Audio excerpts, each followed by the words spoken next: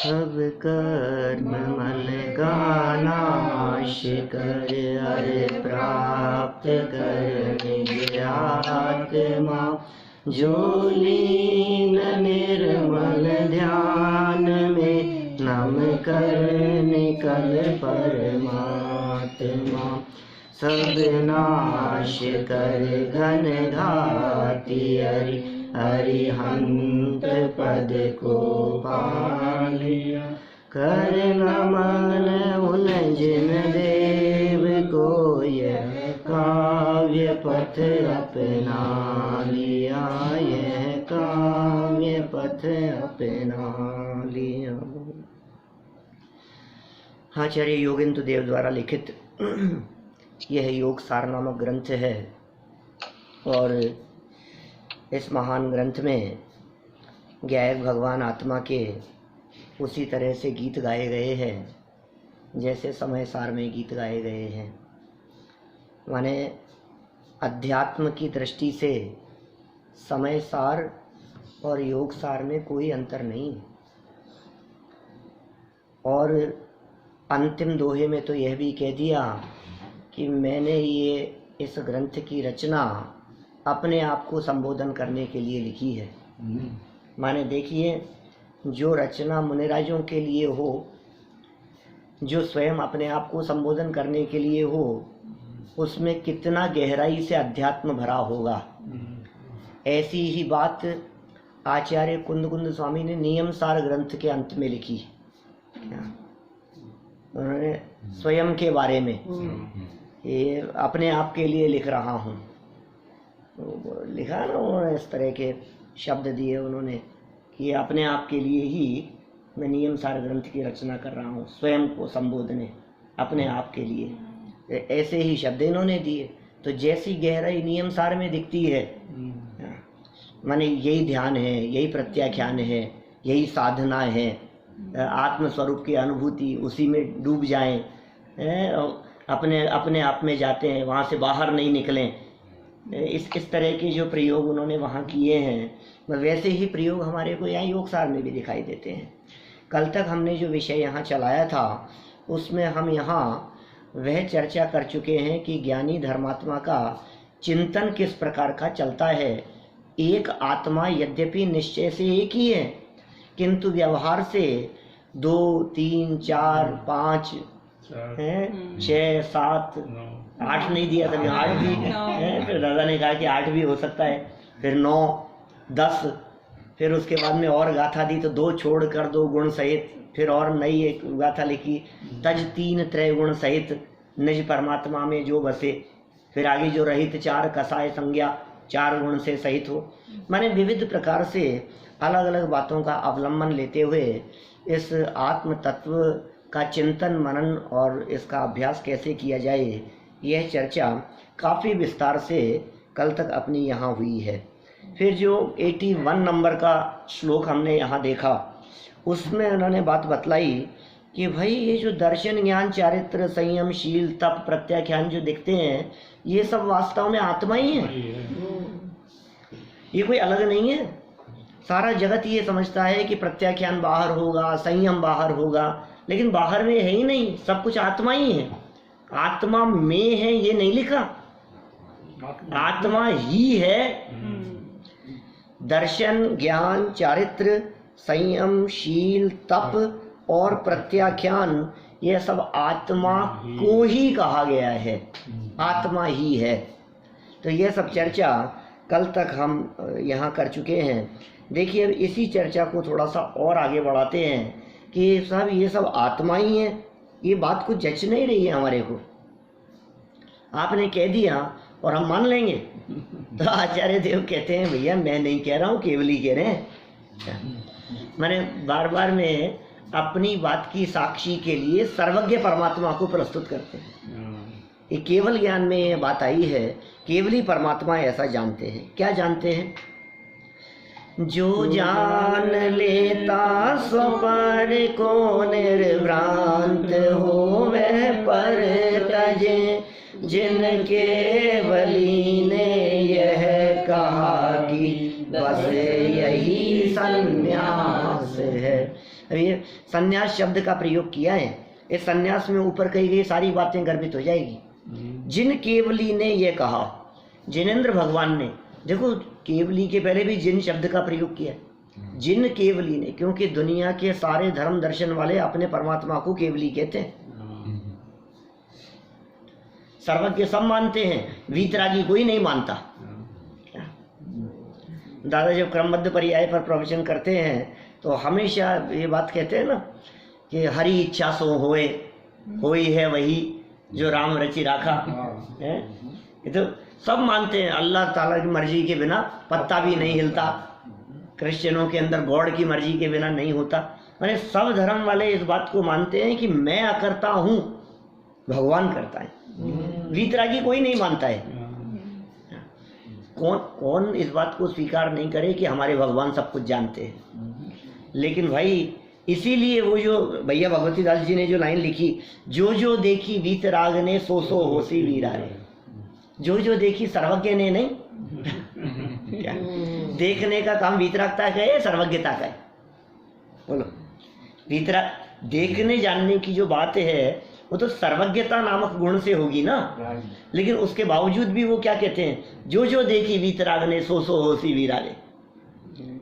माने वो वीतरागता शब्द का प्रयोग इस बात की ओर ध्यान आकर्षित करने के लिए दिया है कि जिस सर्वज्ञता की चर्चा की जा रही है, जिन केवलियों की चर्चा की जा रही है, वो केवल ज्ञान और वो सर्वज्ञता वीतरागता के बिना नहीं होता। आप बिना वीतरागता के सर्वज्ञता की कल्पना करो तो नहीं होगा। तो ये जो बात हम कह रहे हैं, ये बात जिन केवली ने, माने वीतरागी सर्वज्ञ परमात्मा के माध्यम से कही गई है। इसमें किसी तरह का कोई लाग लपेट नहीं है, इसमें किसी तरह का कोई राग नहीं है, इसमें किसी तरह की कोई अपेक्षा नहीं है, इसमें किसी तरह की दूसरे से प्रभावित होने की बात नहीं है। सबसे अप्रभावित रह करके जो बात कही गई, ये परम सत्य का उद्घाटन है कि वास्तव में यदि जो सन्यास है वो सन्यास कहीं बाहर नहीं है। सारा जगत यह समझता है कि सन्यास माने अब तो घर गृहस्थी छोड़ दी। सारा जगत यह समझता है कि सन्यास ले लिया सब इन्होंने, तो सन्यास ले लिया माने अब सब कुछ छोड़ दिया, जंगल चले गए, घर गृहस्थी छोड़ दी, परिवार छोड़ दिया, अब तो सब छोड़, इसका नाम सन्यास है। लेकिन भाई सन्यास कई तरह से होता है। ये जिस सन्यास की बात कर रहे हैं, ये सन्यास अंदर से होगा। वो बात सही है आपकी कि सन्यास होता है तो घर गृहस्थी भी छूटती है, लेकिन सन्यास होने मात्र से घर गृहस्थी छूट जाए, अभी छूटी हो, अभी छूटे ही छूटे, ऐसा नहीं है। बाद में छूटेगी, समय लगेगा। इससे भी सन्यास ले लेते हैं, क्रिकेट से सन्यास ले लिया है, कितने वाक्य ऐसे मिलते। इन्होंने इस चीज से, बिजनेस से सन्यास ले लिया, खेलों से सन्यास ले लिया, तो पर्टिकुलर चीज से सन्यास लिया गया। यहाँ ये कह रहे हैं कि सन्यास जिसे आप कहते हो, जिसे आप दीक्षा कहते हो, जिसे आप वैराग्य संयम कहते हो, ये संयम वास्तव में क्या चीज है? इस संयम की गहराई में जाकर के देखो तो आखिर ये संयम है क्या? किसे संयम कहे हम? बोलो। इसका उपयोग का समस्त पर पदार्थों से सिमट कर अपने आप में आ जाना, उसका नाम है संन्यास। सन शब्द निकटता का सूचक है और न्यास शब्द गहराई से जान लेने का सूचक है। तो संन्यास माने निकटता से अपने आप को जान लेने का नाम संन्यास है। ये संन्यास शब्द का अर्थ है। संन्यास, न्यास शब्द का प्रयोग तो कई बार सुना होगा ना, न्यास, जैसे उपन्यास। न्यास सुना है आपने? उपन्यास माने क्या होता है? मतलब उप माने है नजदीक से और न्यास माने जानना, जिसमें किसी एक विषय का, किसी एक घटना का बहुत गहराई से विश्लेषण हो, ज्ञान कराया जाए, उसका नाम उपन्यास है। न्यास शब्द का प्रयोग और कहीं सुना है आपने? जनागम में, कहीं किसी शास्त्र में? नाम स्थापना द्रव्य भाव तन्यास है। तत्वार सूत्र के पहले अध्याय का चौथा सूत्र है। नाम से, स्थापना से, द्रव्य से, भाव से तत्न्यास है, उसका न्यास होता है। न्यास माने गहराई से, डीपली जानना, किसको? कि अपने आप को निकटता से जानना, उसका नाम सन्यास है। ये सन्यास होता कैसे है, उस सन्यास की विधि इन्होंने यहाँ बतला दी कि साहब सन्यास लेने की विधि क्या है। सन्यास लेने की विधि तो ये होगी कि घर बार छोड़ना पड़ेगा, कपड़े उतारने पड़ेंगे, किसी कोई गुरु तलाशना पड़ेगा, जिनके सानिध्य में जाकर के हमारे को दीक्षा लेनी पड़ेगी। ये विधि है। सन्यास की विधि क्या होगी? गुरु के पास में जाओ, उनसे निवेदन करो, उनके चरण छुओ कि भाई आप हमारे को दीक्षा प्रदान करो। या सन्यास की विधि तो हमें ऐसी लगती है जो प्रवचन सार की चरणानुयोग सूचक चूलिका की प्रारंभिक गाथाओं में दी है, दीक्षा लेने की विधि। लेकिन योगेंद्र देव से पूछो सन्यास की विधि क्या है, तो उन्होंने कहा जो जान लेता स्वपर को, ये विधि है। स्व और पर को जान लेना, ये विधि में शामिल कर रहे हैं। ये जिसने अपने और पराये को जान लिया, जिसने ये भेद विज्ञान किया, निज को निज पर को पर जिसने जाना, फिर क्या होगा? निर्भ्रांत हो वह पर तजे। क्या फिर पर का त्याग होता है। तुम जानो तो सही पहले क्या ग्रहण करने योग्य है और क्या छोड़ने योग्य है। जब तक इस बात को नहीं जाना गया कि छोड़ने योग्य क्या है, तब तक छोड़ना और ग्रहण करना, इस बात में दम क्या है। एक बार गहराई से इस बात का विचार तो करो कि क्या किसी पर पदार्थ का त्याग किया भी जा सकता है? त्याग होता कहाँ है? क्या ये भगवान आत्मा किसी पर पदार्थ का ग्रहण या त्याग कर सकता है? फिर भगवान आत्मा की त्यागोपादान शून्यत्व नामक शक्ति का क्या होगा? एक बार गहराई से सोचो तो सही। जब हम पर पदार्थों का त्याग कर ही नहीं सकते हैं, तो फिर ये त्याग किया, इस बात की क्या महिमा रह गई? इसका क्या क्या बात रह गई इसमें? और सारे जगत को महिमा इस बात में आती है, इन्होंने इतना छोड़ दिया, इन्होंने इतना छोड़ दिया। ज्यादा छोड़ने की ज्यादा महिमा आती है। अरे ज्यादा छोड़ने का सवाल ही नहीं है, कम छोड़ने और ज्यादा छोड़ने से संबंध नहीं है। उसके प्रति जो अपनापन छोड़ना था, उसे छोड़ना कहा जाता है। त्याग कहाँ होता है? मैं आपसे पूछता हूं, 7 तत्वों में हे ये उपादेय जानते हैं आप? यहाँ ना इसमें क्या है? 7 तत्वों में हे ये उपादेय तो हम बचपन से पढ़ रहे हैं, इसमें क्या है?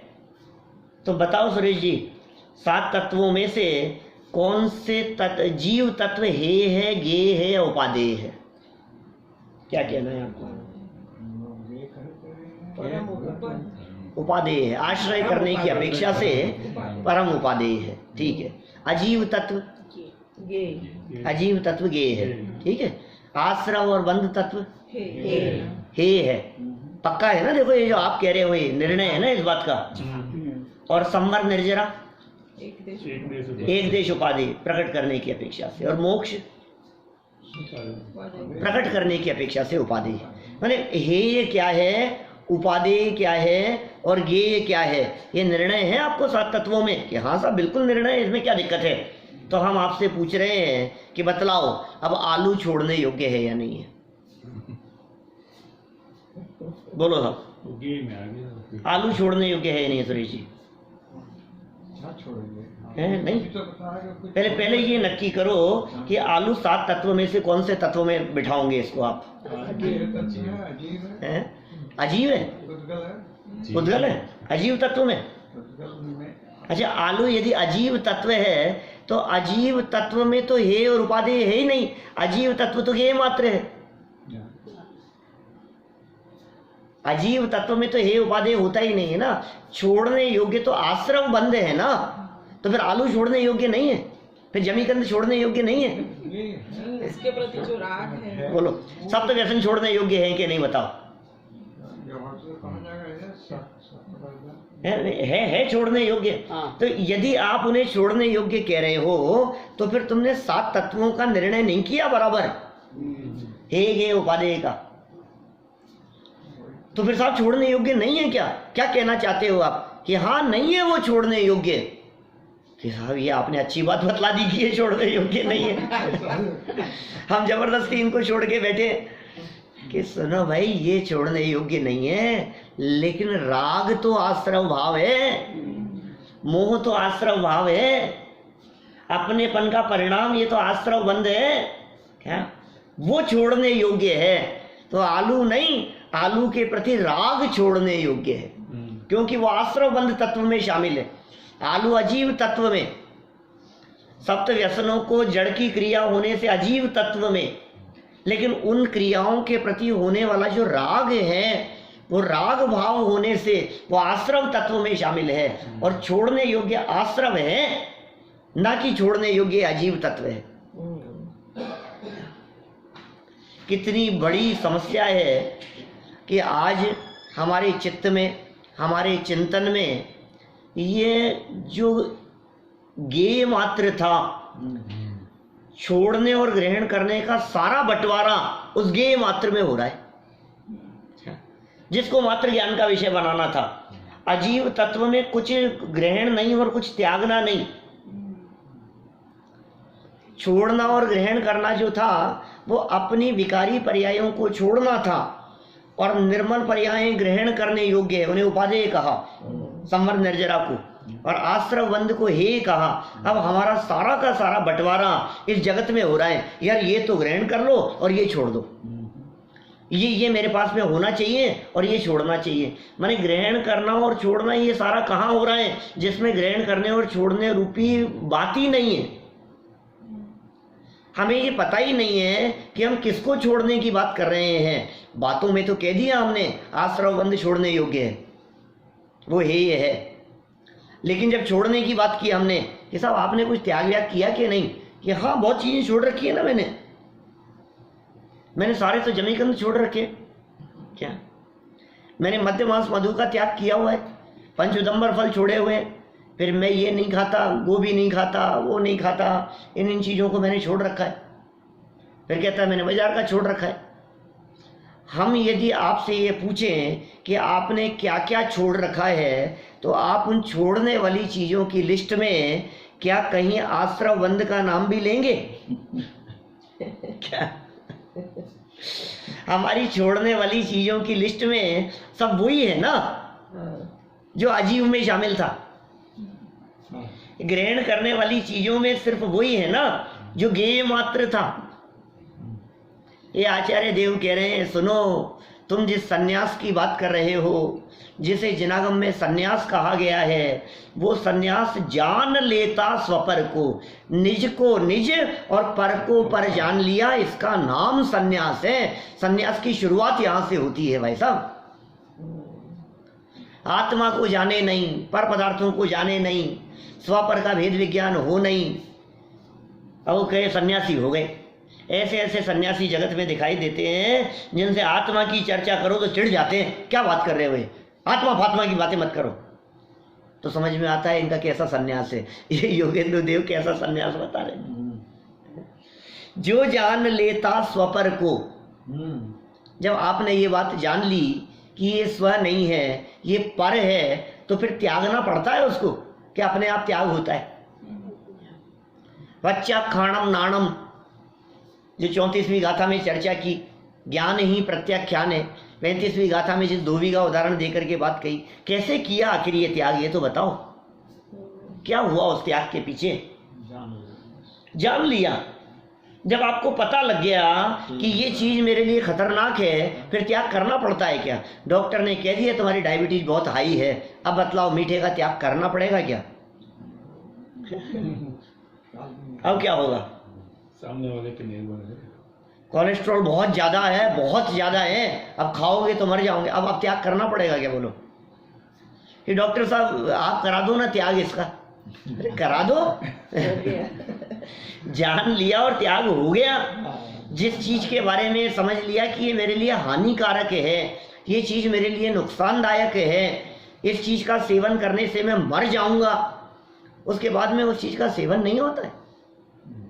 ज्ञान मात्र को त्याग कह करके पुकारा गया है। सन्यास ग्रहण करने की, सन्यास अंगीकार करने की विधि में जान लेता स्वपर को, ये बात कही गई है। और ज्ञानी धर्मात्मा जीव, जो सम्यक दृष्टि ज्ञानी जीव हैं, उनका पुण्य पाप में एकत्व नहीं होता, इसलिए वो त्याग कर देते। राग में एकत्व बुद्धि नहीं होती है, राग अपना नहीं है तो राग को छोड़ देते हैं।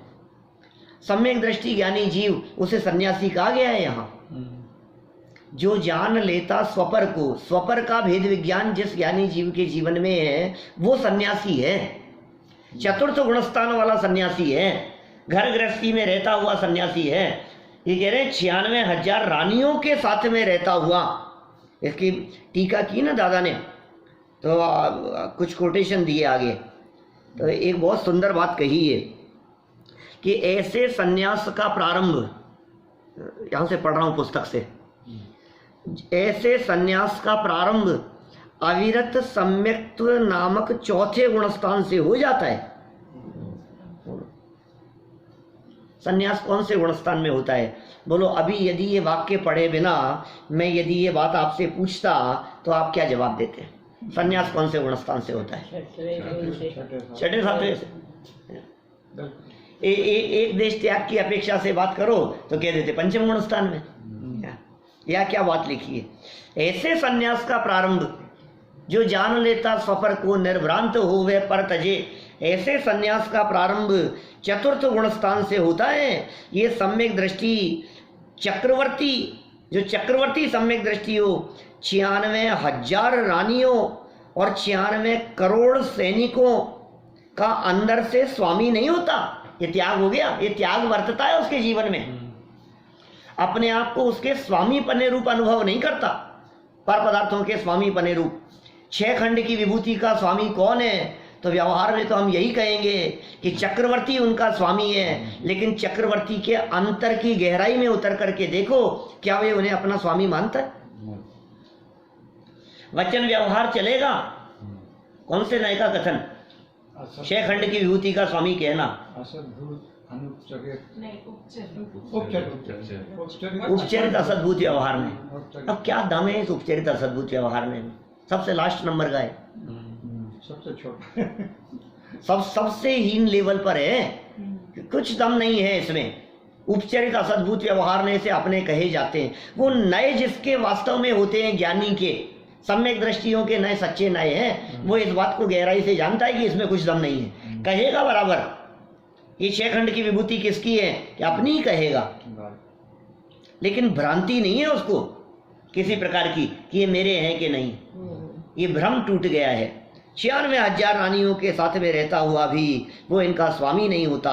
वो ज्ञानी जीव पुद्गल शरीर, वाणी, मन और अंदर में होने वाले शुभाशुभ भावों का भी स्वामी नहीं होता।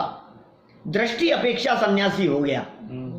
क्या उसका सन्यास दृष्टि अपेक्षा से है और स्थिरता की अपेक्षा से तो मुनिराज ये सन्यासी।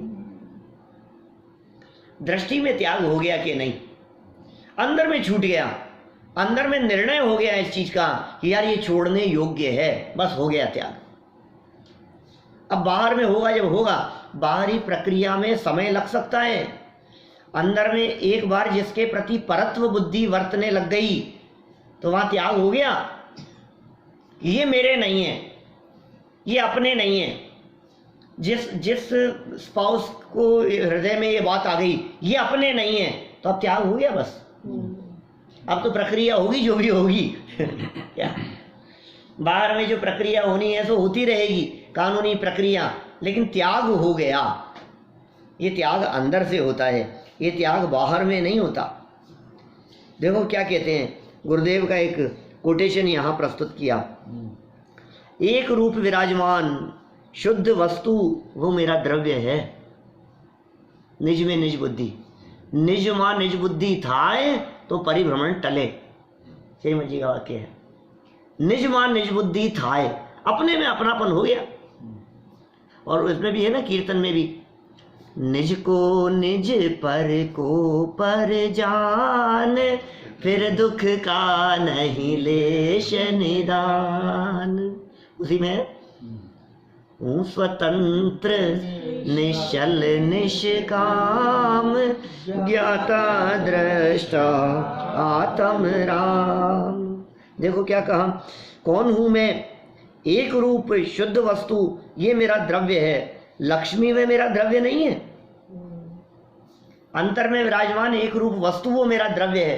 कि साहब क्षेत्र की दृष्टि से बात करो तो असंख्यात प्रदेश ये मेरा क्षेत्र है, ये मकान मेरा क्षेत्र नहीं है। मैं इस मकान में नहीं रहता हूं अतुल भाई, मैं इस मकान में रहता हूं। कौन से नए से? उपचरित असद्भुत व्यवहार नए से। लेकिन यदि आप इस मकान में रहते हो तो हमने कल तो आपको वहाँ वर्णी भवन में देखा था, तो आप यहाँ रहते हो कि वहाँ रहते हो? हैं? हम तो थोड़ी देर बाद में आपको बाहर देखेंगे, तो आप मकान में रहते हो कि बाहर रहते हो? आप यहाँ रहते हो कि गाड़ी में रहते हो? आप यहाँ रहते हो कि दुकान में रहते हो, ऑफिस में रहते हो? आप कहाँ रहते हो? यदि आप यहाँ रहते हो तो फिर यहाँ से बाहर कैसे निकले? तो ये कह रहे हैं भाई साहब, ये बाहरी मकान में रहना ये तो बहुत स्थूल व्यवहार का कथन है। सच्चाई है कि मैं अपने असंख्यात प्रदेशों में रहता हूँ, मैं असंख्यात प्रदेशों से बाहर नहीं निकलता। क्षेत्र की अपेक्षा से बात कही, राग में मेरा क्षेत्र नहीं है, ये मकान तो मेरा क्षेत्र है ही नहीं, राग भी मेरा क्षेत्र नहीं है। मेरे आत्म गुणों के समय समय का परिणमन वो मेरा काल है, और मेरे आत्मिक शुद्ध गुण वो मेरा भाव है। मैं सिद्ध समान शुद्ध हूँ, निरंजन निर्विकार चैतन्य पूर्ण ज्ञान दर्शन में हूँ। बोलो, एक ही वाक्य में कितने नए लग गए बताओ? मैं सिद्ध समान शुद्ध हूँ, मिला 170 नंबर पेज पे है? नहीं, कोई बात नहीं। देखो क्या कहा इन्होंने, मैं सिद्ध समान शुद्ध हूं। कौन सा ने? परम शुद्ध निश्चय ने। और ये कहा कि ज्ञान दर्शन आदि गुण मुझ में मौजूद है। गुण भेद से देखा गया तो पूर्ण विकसित पर्याय और गुण भेद को देखने वाला अनुचरित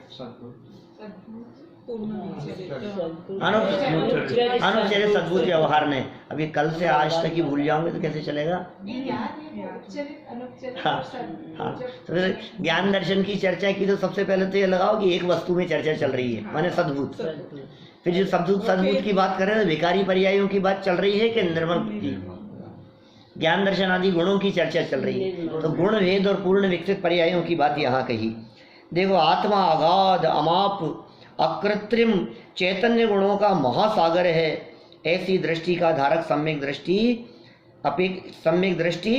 दृष्टि अपेक्षा परम कृतकृत्य है, जीवन मुक्त है तथा सच्चा सन्यासी है। ये सन्यासी की यहाँ बात कही इन्होंने। ऐसे सन्यासी कह करके पुकारा गया है। जीवन मुक्त नहीं हुआ अभी, मोह मुक्त नहीं हुआ अभी, क्या देह मुक्त नहीं हुआ, लेकिन दृष्टि मुक्त तो हो गया, वो मुक्त हो गया है, वो निगाह में वो छूट गया है। अंतरंग में पर भावों के ममत्व के त्याग को ही सन्यास कहते हैं। वास्तव में पर का त्याग तो अपने आप होगा तब होगा, पर के त्याग होने और नहीं होने में कुछ दम भी नहीं है। असली त्याग तो उसके प्रति ममत्व बुद्धि का त्याग है, और सम्यक दृष्टि ज्ञानी जीव के ये ममत्व बुद्धि का त्याग वर्तता है। ये ममत्व बुद्धि माने मिथ्यात्व, ये देह में एकत्व बुद्धि। देखो, देह तो 13वें गुणस्थान तक रहेगी, 14वें गुणस्थान तक रहेगी। देह तो है ना, अभी आघातिया कर्मों का उदय तो 14वें गुणस्थान में भी है ना, अनंत भगवान के भी है ना।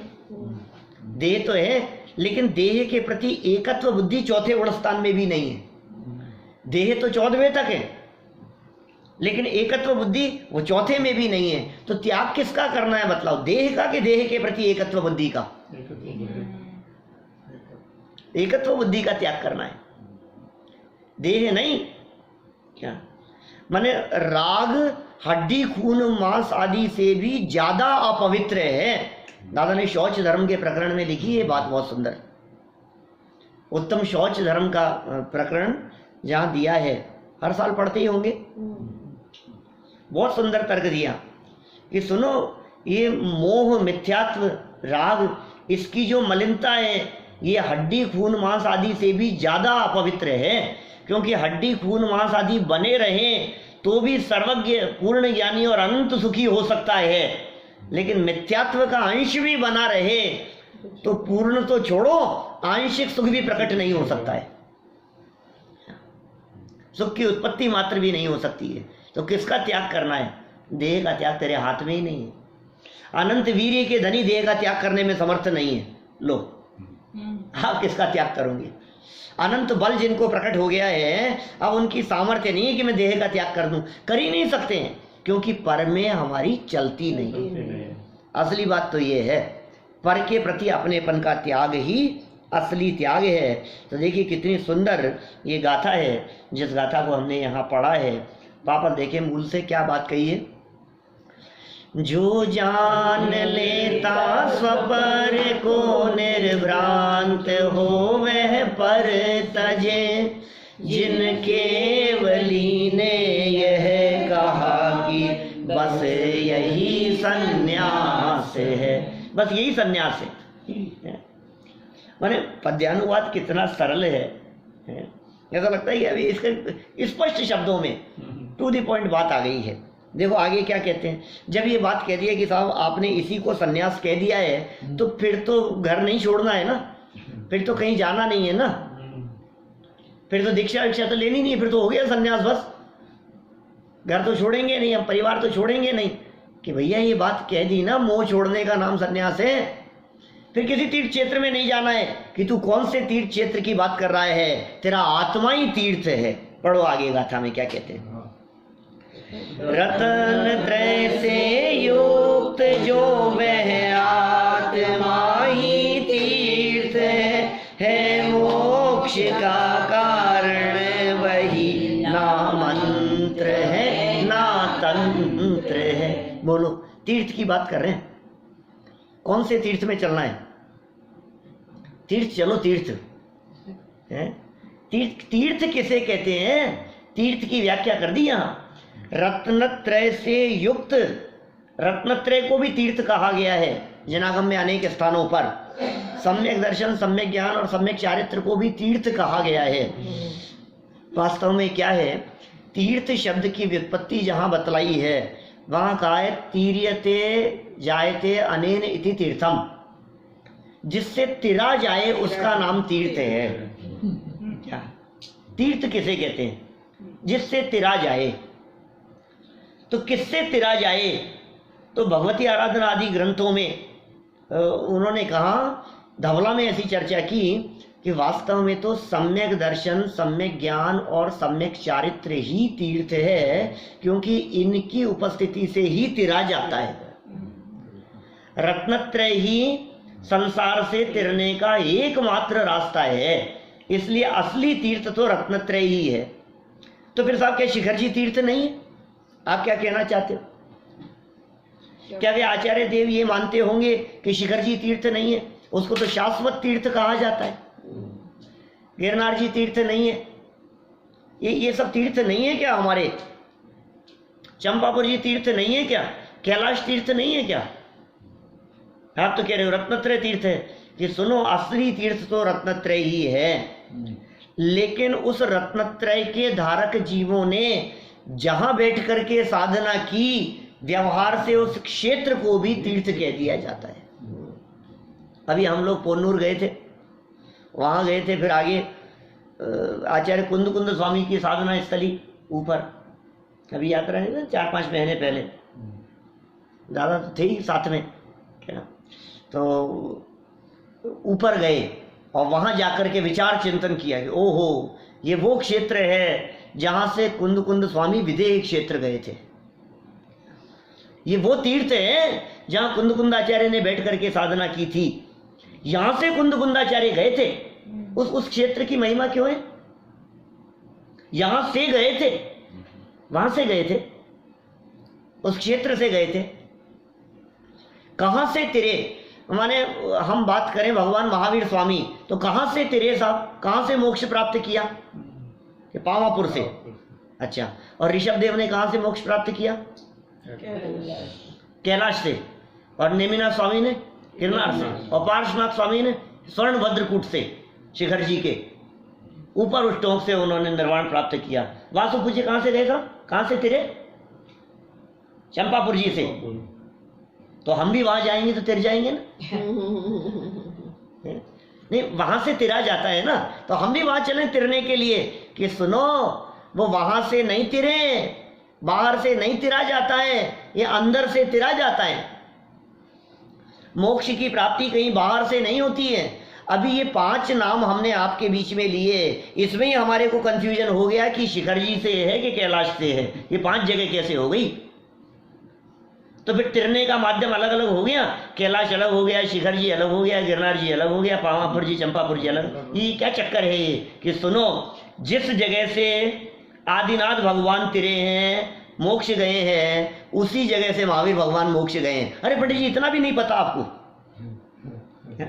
जिस जगह से आदिनाथ भगवान मोक्ष गए हैं उसी जगह से महावीर भगवान मोक्ष गए हैं, पार्श्वनाथ भी वहीं से मोक्ष गए हैं। कि हाँ भाई साहब, मोक्ष बाहर की कोई मंजिल नहीं, द्वार उसका आपके भीतर खुला है। मोक्ष का रास्ता बाहर से नहीं है, मोक्ष का रास्ता अंदर से है। ये मोक्ष बाहर में तलाशता है। उन्हें तीर्थ क्यों कहा गया? रत्नत्रय तीर्थ है, और रत्नत्रय के धारी जीव जहां विचरण करते हैं उसे उपचार से तीर्थ कहा जाता है। यहाँ तो रत्नत्रय को भी नहीं, रत्नत्रय को तीर्थ कहना ये भी भेद रूप कथन है, ये भी व्यवहार है। सम्यक दर्शन तीर्थ है, सम्यक ज्ञान तीर्थ है कि सम्यक चारित्र तीर्थ है?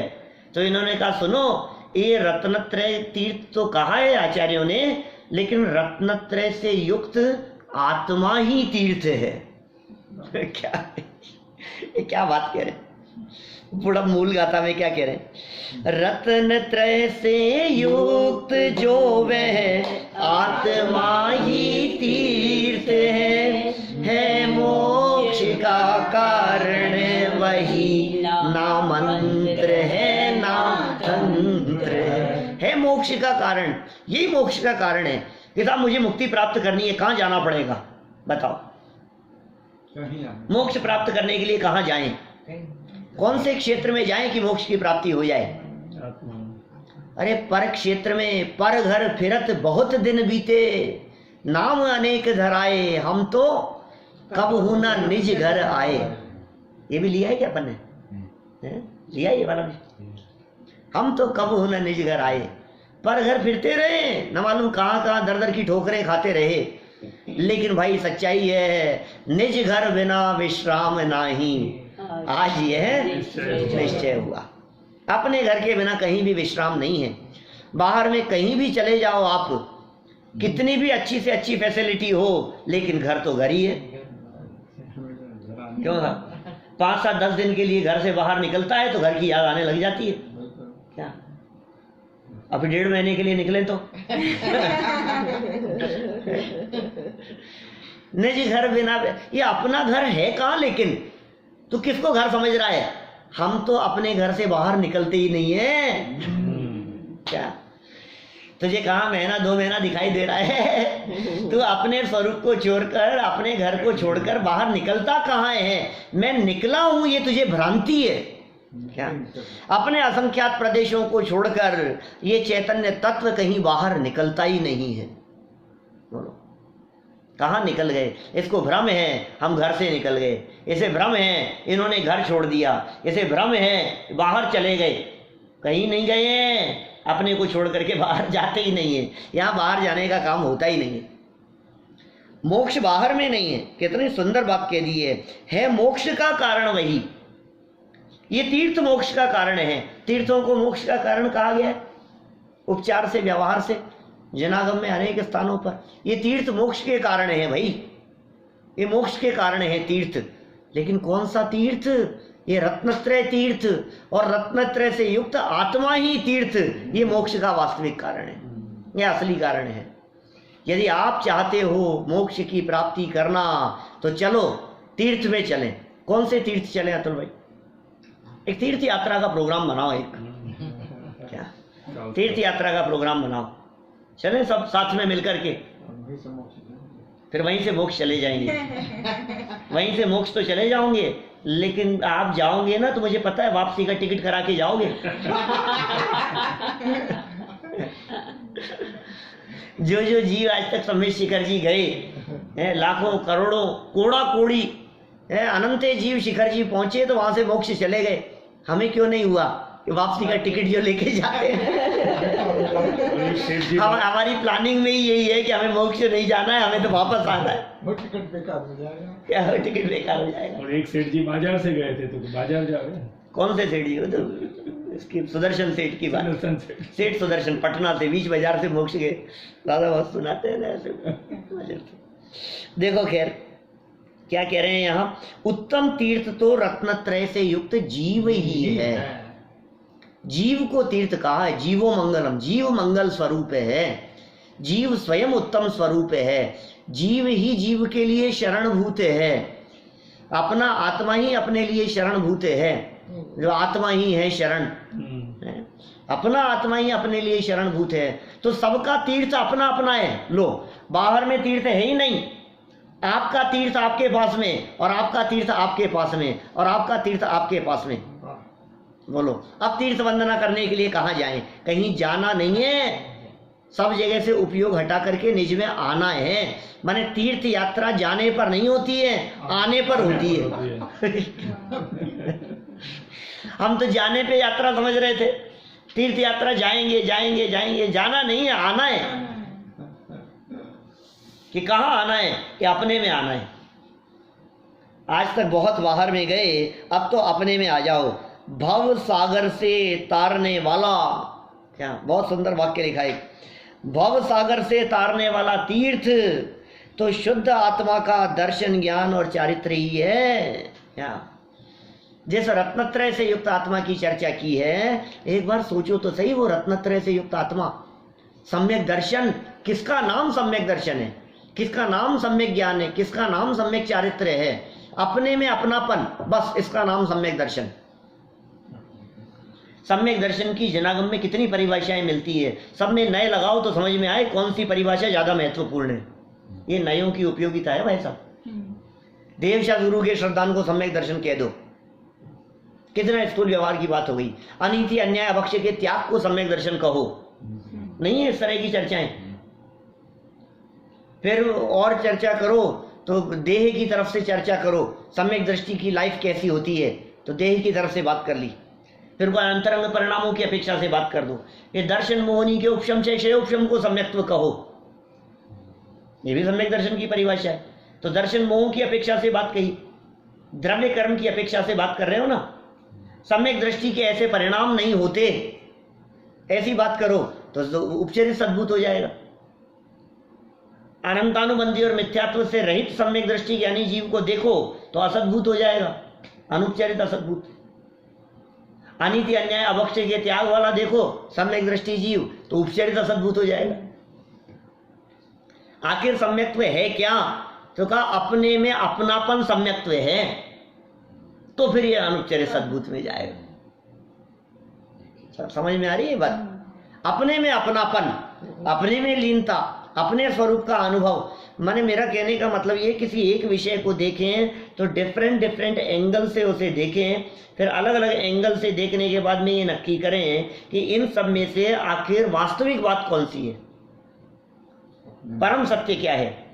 पर द्रव्यन्ते भिन्न आप में रुचि सम्यक्त्व भला है, आप रूप को जान पनो सो सम्यक ज्ञान कला है, और आप रूप में लीन रहे थिर सम्यक चारित्र सो ही।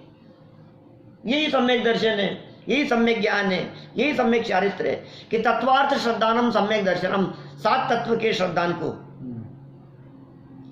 जीव अजीव तत्व अरु आश्रव बंदरु संवर जानो, निर्जर मोक्ष कहे जिन तिन को ज्यों का त्यों श्रद्धानो।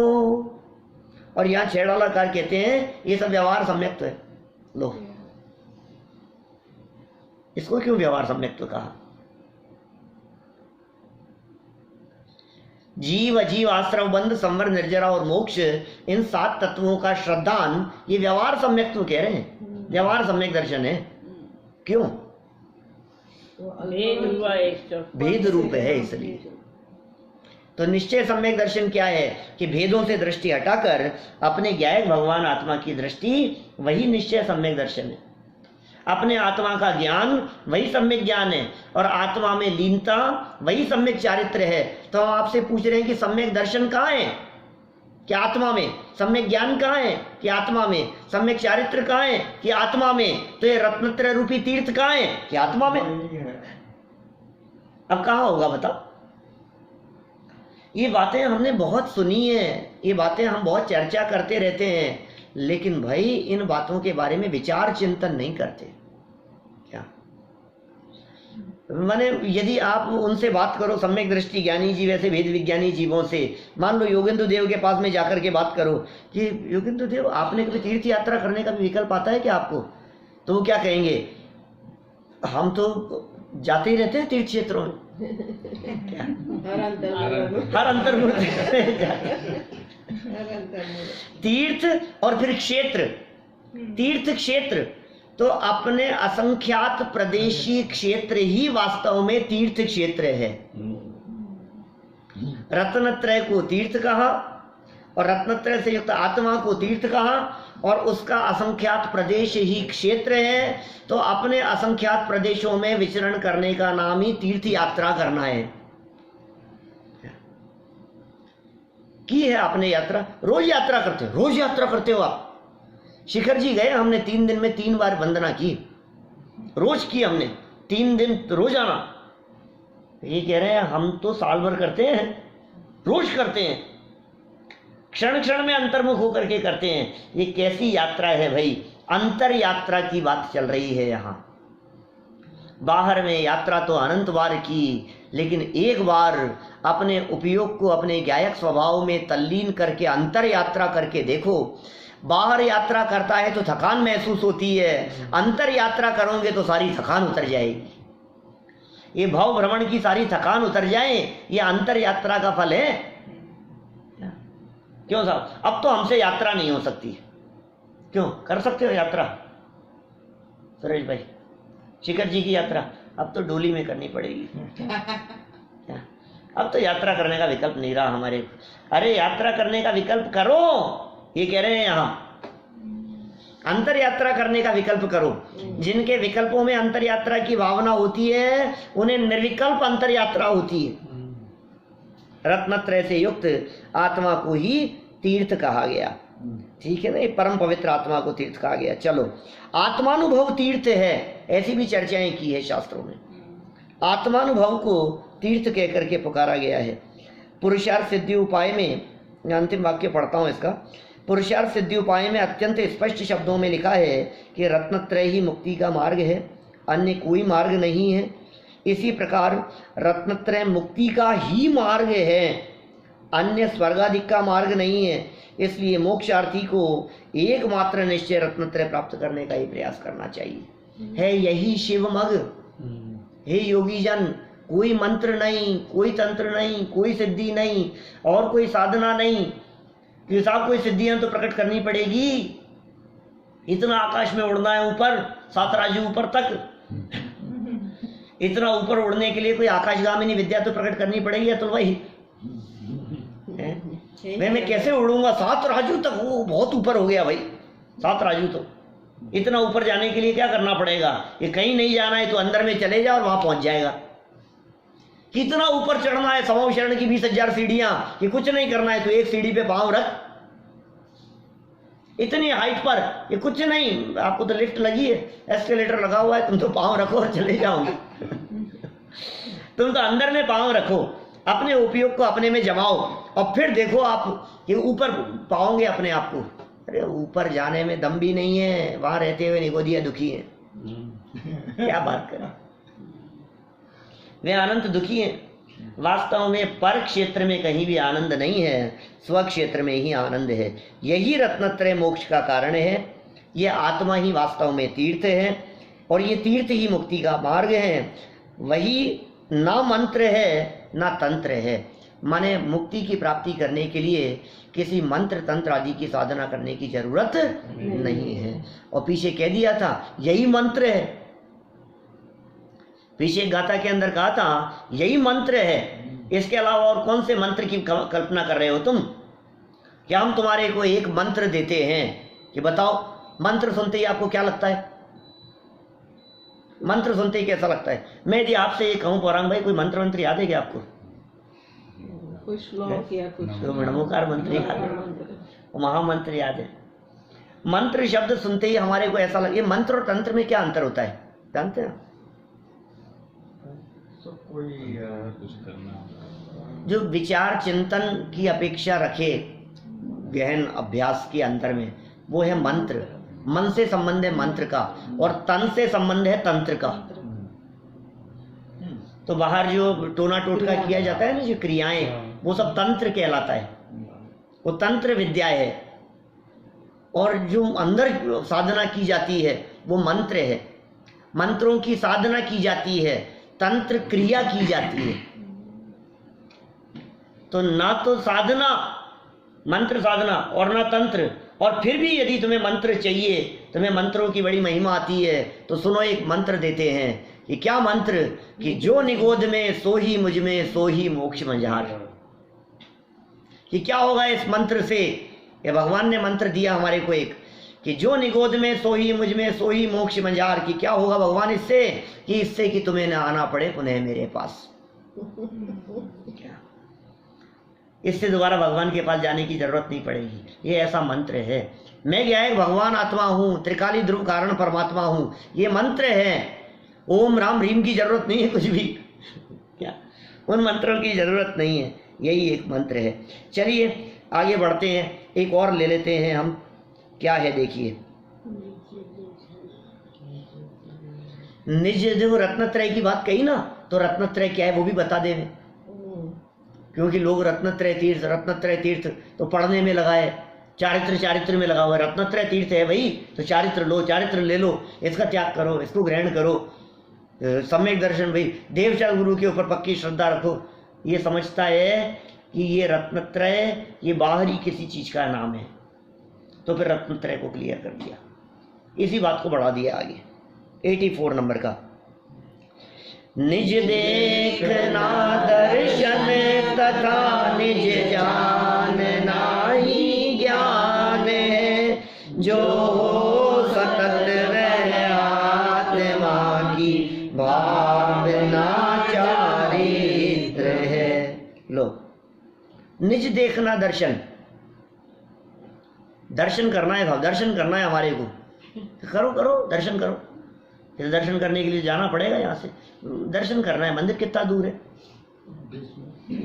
20 मिनट दूर है, 20 सेकंड भी नहीं लगे, वो मंदिर अंदर है।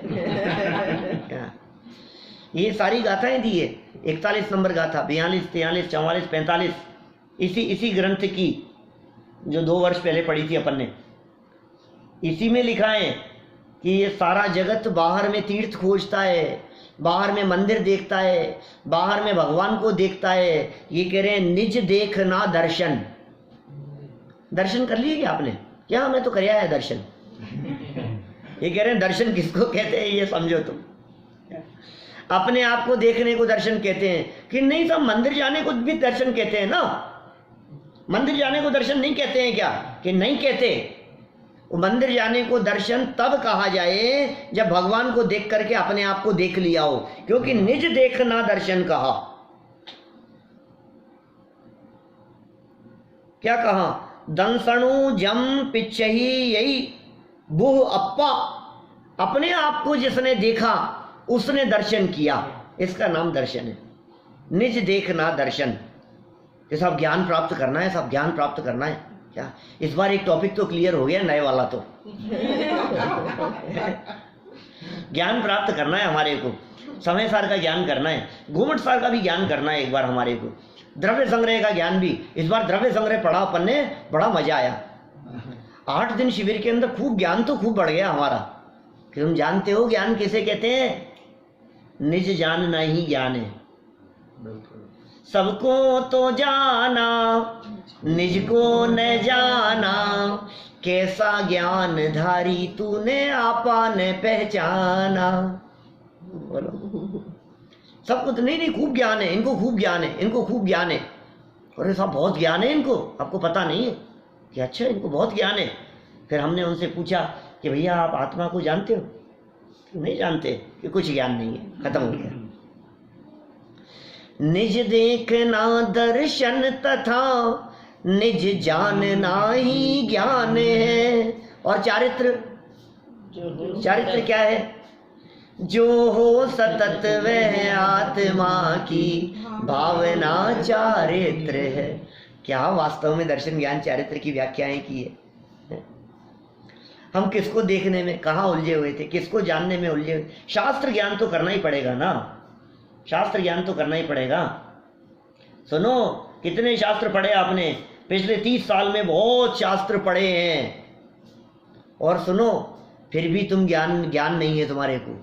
और वो जो शेर है ना, 2 मुनिराजों का उपदेश सुना और बोले ज्ञान हो गया, सब में ज्ञान हो गया। ये क्या हुआ? बरसों पढ़ने के बाद में भी सम्यक ज्ञान नहीं, और बाहर में कुछ नहीं पढ़ा हो और अपने आप को पढ़ा, हो गया सम्यक ज्ञान। अपने आप को पढ़ने का नाम ज्ञान है, आत्मा को पढ़ने का नाम सम्यक ज्ञान है। जिसने आत्मा को पढ़ा उसने द्वादशांग पढ़ लिया, कुंद कुंद स्वामी मूल गाथा में कहते हैं, 9वीं 10वीं गाथा में। ये श्रुत केवली कह करके पुकारा है उसे। कौन है श्रुत केवली? अपने आत्मा को जान लिया ना, बस वही श्रुत केवली है, द्वादशांग का ज्ञाता है। ये सब बाहरी शास्त्र, अरे शास्त्र वास्त्र सब पढ़ लिए। शास्त्र पढ़ करके भी क्या पढ़ना था बताओ? शास्त्र पढ़ करके भी आत्मा ही तो पढ़ना था। शास्त्र पढ़ने का उद्देश्य क्या था? ये योगसार पढ़ने का उद्देश्य क्या था? आत्मा को पढ़ना। तब योगसार पढ़ा और आत्मा को नहीं पढ़ा तो फिर क्या क्या किया? फिर मतलब क्या निकला?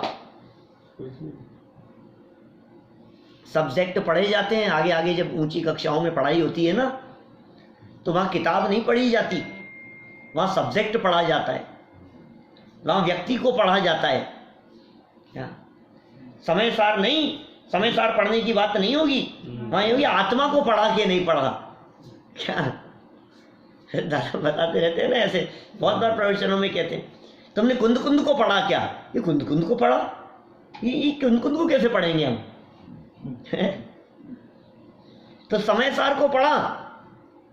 देखो व्यवहार में ऐसा कहते हैं, ये लोक व्यवहार वाले, MA PhD कराने वाले, वो समय सार पढ़ा इस शैली का प्रयोग नहीं करते, वो कुंद कुंद को पढ़ा इस शैली का प्रयोग करते हैं। और उसके पीछे भाव क्या होता है कि जिसने समय सार को पढ़ा, उसने कुंद कुंद को पढ़ा। अब हम ये कह रहे हैं जिसने आत्मा को पढ़ा उसने समय सार को पढ़ा। जिसने अपने आत्मा को जाना उसने योग सार को जाना। ये कौन कह रहा है? ये योगेंद्र देव स्वयं कह रहे हैं। ये योगेंद्र देव कह रहे हैं हम जो ग्रंथ लिख रहे हैं इसके ज्ञान का नाम ज्ञान नहीं है, निज जानना ही ज्ञान है। और सतत आत्मा की जो भावना है, निरंतर आत्मा आत्मा आत्मा, आत्मा को जानो, आत्मा को पहचानो और फिर आत्मा में ही समा जाओ, उसी की धुन सवार हो जाए, आत्मा की ही। बस आत्मा आत्मा आत्मा, और आत्मा के अलावा दूसरा और कुछ नहीं दिखता, अपने अलावा और कुछ नहीं दिखता। सच्चे अर्थों में स्वार्थी बन जाए, मुझे मेरे अलावा और कुछ नहीं दिखता। इन वीतरागी संतों को अपने अलावा और कुछ नहीं दिखता। उन्हें जंगल नहीं दिखता, उन्हें उपसर्ग नहीं दिखते, उन्हें परिचय नहीं दिखते, उन्हें कष्ट नहीं दिखते, उन्हें बाहर में कुछ नहीं दिखता। तो फिर क्या दिखता है? उन्हें तो अपना अपना ही दिखता है, आत्मा। जो हो सतत वह आत्मा की भावना चारित्र है, ऐसे चारित्र कहा गया है। और जिसे दर्शन कहा, जिसे ज्ञान कहा, जिसे चारित्र कहा, ऐसे उस आत्मा को पिछली गाथा में तीर्थ कहा गया, वही तीर्थ है। तो रत्नत्रय को तीर्थ कहा गया। जैसे देखो रत्नत्रय को तीर्थ कहा गया ना पीछे, तो ये क्या समझता है रत्नत्रय कहीं और होगा। जैसे हमारा टोडरमल स्मारक है ना, वो ज्ञान तीर्थ है। ऐसे नाम रख लेते हैं ना कि अध्यात्म तीर्थ है, ये ज्ञान तीर्थ है, ये साधना स्थली है, ऐसे ऐसे ऐसे नाम रख देते हैं। तो ऐसे ही किसी व्यक्ति ने अपने क्षेत्र का नाम, क्षेत्र डेवलप किया, कोई पहाड़ी डेवलप की और उसका नाम रख दिया रत्नत्रय तीर्थ है। तो जब योगेंद्र देव ने ये गाथा लिखी कि भाई साहब सुनो रत्नत्रय ही तीर्थ है, जब ये गाथा लिखी तो किसी व्यक्ति को ये भ्रम नहीं हो जाए कि उस क्षेत्र पर जाना पड़ेगा। भाई रत्नत्रय तीर्थ है, वहां जाना पड़ेगा। तो इन्होंने अगली ही गाथा में स्पष्ट कर दिया कि जिस रत्नत्रय को तीर्थ कहा गया है वो रत्नत्रय, वो सम्यक दर्शन, सम्यक ज्ञान और सम्यक चारित्र, वो अपने आत्मा की अनुभूति, अपने आत्मा को जानना, अपने आत्मा को पहचानना और अपने आत्मा की लीनता ही है। तो इस तरह से ये असली मोक्ष का मार्ग कैसे है क्या है उसकी यहाँ इन्होंने बहुत गहराई से चर्चा की है। कुल मिलाकर के यही मुक्ति का साक्षात कारण है, नियम रूप से कारण है भाई साहब, ये समझ लेना। नियम सार में कहते हैं नियमेण जम कज्जम, नियम से जो करने योग्य कार्य है, क्या कि ये रत्नत्रय, उसे नियम कह करके पुकारा है, रत्नत्रय को नियम कह करके पुकारा है। तो यदि ये आप मोक्ष की प्राप्ति करना चाहते हैं तो घर गृहस्थी छोड़ें कि नहीं छोड़ें, सन्यास लेवें कि नहीं लेवें, कि सुनो बाहर में सन्यास हो तो मोक्ष की गारंटी नहीं है, और रत्नत्रय रूपी तीर्थ में निवास हो तो मोक्ष की नियम से गारंटी है, ये नियम है। तो आचार्य योगेंद्र देव हमें यहाँ अपने में लीन होकर, अपने में लीन होने रूपी विधि पूर्वक मोक्ष की गारंटी प्रदान कर रहे हैं, और इनके द्वारा दी गई इस गारंटी को सुनकर, जानकर और समझकर हमें अपने आप को जानने, पहचानने और उसी में लीनता का प्रयत्न करना चाहिए। हम यदि अपने में लीन होंगे तो अल्पकाल में मुक्ति की प्राप्ति हमें होगी। हम सभी को ऐसे मुक्ति की प्राप्ति हो, इसी भावना से बात को यहीं विराम।